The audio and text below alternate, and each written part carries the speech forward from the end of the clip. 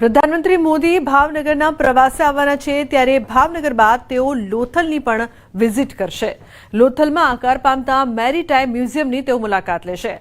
સિંધુ ઘાટી સંસ્કૃતિના વૈભવ અને હેરિટેજ મ્યુઝિયમનું કામગીરીની સમીક્ષા કરશે। ધોલેરા અને લોથલ બંને સ્થળોના અધિકારીઓ તથા પ્રોજેક્ટ ટીમો સાથે સમીક્ષા કરશે। ઉલ્લેખનીય છે કે લોથલ મેરીટાઈમ હેરિટેજ કોમ્પ્લેક્સ 400 એકરમાં આકાર પામી રહ્યું છે, જે લગભગ 4500 કરોડના ખર્ચે તૈયાર થશે। નેશનલ મેરીટાઈમ હેરિટેજ કોમ્પ્લેક્સમાં ઇતિહાસ, શિક્ષણ, સંશોધન અને મનોરંજનનો સુભાગ સમન્વય સર્જાશે।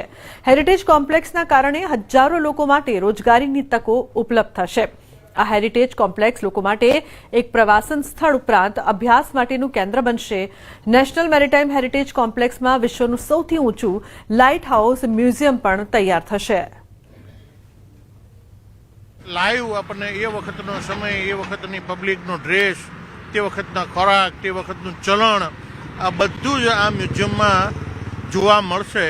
અને લગભગ 3 ફેઝમાંથી એક ફેઝનું કામ પૂરું થવા આવ્યું છે। ત્યારે અમારા વિસ્તારમાં, એટલે લોથલ મારા વિધાનસભા વિસ્તાર, ધોળકા વિધાનસભા વિસ્તારમાં આવે છે, ત્યારે અમે એમનું ખૂબ ખૂબ ઉષ્માભર્યું સ્વાગત કરીએ છીએ।